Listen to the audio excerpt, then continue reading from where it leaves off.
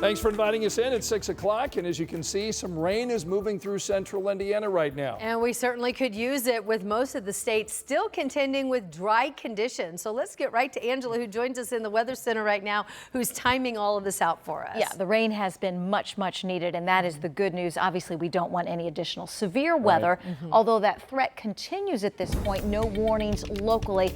There is a severe thunderstorm watch for the southeastern part of the state until 8 p.m., and there have been several tornado warnings, severe thunderstorm warnings off to our northeast and then across the western sections of Ohio. We will continue to monitor the intensification of this line of storms that is east of Indianapolis. So here is I-70, here's I-74. You can see the cell moving east of Greenfield. That will head toward Carthage and Knightstown. We've got a storm just west of you, Spiceland, with heavy rain and some lightning. We've been monitoring this one coming out of Parker City, headed into Winchester, at times showing a little bit of weak rotation. No warnings on this, but some of these stronger cells with the lightning may also contain some severe winds.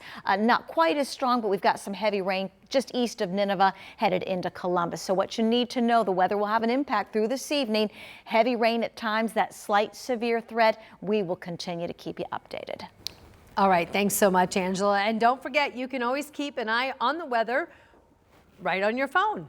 The WTHR weather app lets you check radar and our weather blog anytime. It's a free download, and you can always find it in your phone's app store. The bodies of two missing Hoosiers were discovered this week in a river in Fort Wayne. And tonight, a man has been arrested in connection to their deaths. Our Anna Chalker shows us how the victims were found in Allen County. Court documents reveal Matthew Johnson and Christina Dixon were informants for Richmond police. Detectives say the two led police to a drug raid back on September 10th.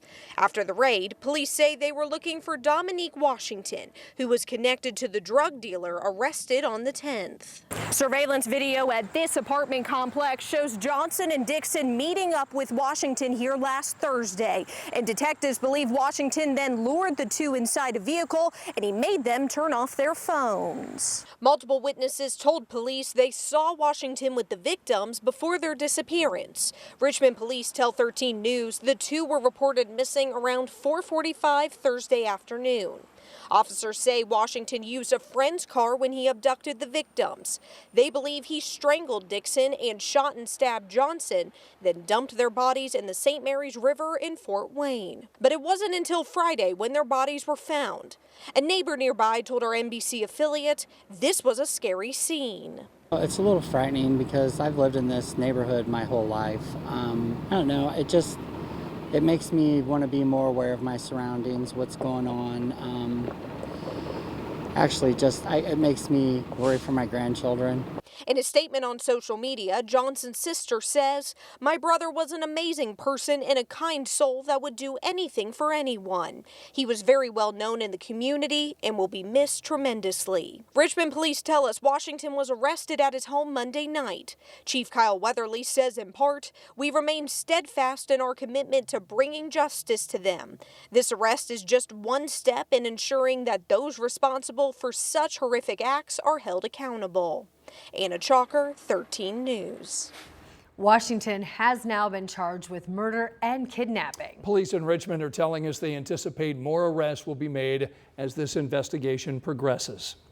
A new proposal from the City County Council is designed to seize more cars involved in illegal street takeovers and then take them to the city's impound lot. This proposal was just introduced last night, and our Marion County reporter Lauren Kostick tonight shares why police believe that this tactic isn't just inconvenient, but also expensive. Over the weekend, IMPD seized multiple cars and made several arrests linked to illegal spinning events in Indianapolis. Now, a new proposed ordinance looks to give Metro Police more teeth when it comes to holding people accountable. They plan to do that by seizing their cars and impounding them for at least 30 days. Not only an inconvenience, but also a huge expense. We did the math. The tow fee in Indianapolis can be as expensive as $150. And every day your car is in the impound lot, that's $30. There are also fees for fuel, cleaning, and damage. So for 30 days, the bill would be at least $1,000 and likely much more. Plus, if owners aren't careful, their car could be auctioned off. And Indy isn't the only city dealing with street takeovers. Last week, 13 News spoke with Louisville police. Their city ordinance allows police to seize vehicles for up to 6 months, along with a $1,000 fine. Taking somebody's prized possession for 6 months and accompanying it with a $1,000 fine, we've seen some dramatic results from it, and it stings, and it's working here in Louisville. This proposed ordinance is not in effect just yet. It still needs final approval from the consul, which the mayor could receive this on his desk for his signature as early as next month. In Indianapolis, Lauren Kostick, 13 News. Tonight, National Guard troops at Camp Atterbury to the south now are gearing up to deploy to the Middle East. They're going as part of what's being called Operation Spartan Shield. The U.S. Army says the goal is to help build defense relationships in the Middle East. Troops will leave tomorrow for Fort Cavazos, which is around 80 miles north of Austin, Texas. They'll spend a month training there before then heading overseas. And right now, Indiana Task Force 1 is en route to Florida ahead of Tropical Storm Helene. Our Samantha Johnson was there today when the 80-person team rolled out of Indianapolis less than 2 hours ago. Indiana Task Force 1 got the call from FEMA around noon today, and by 4:30 that team was packed up and on the road.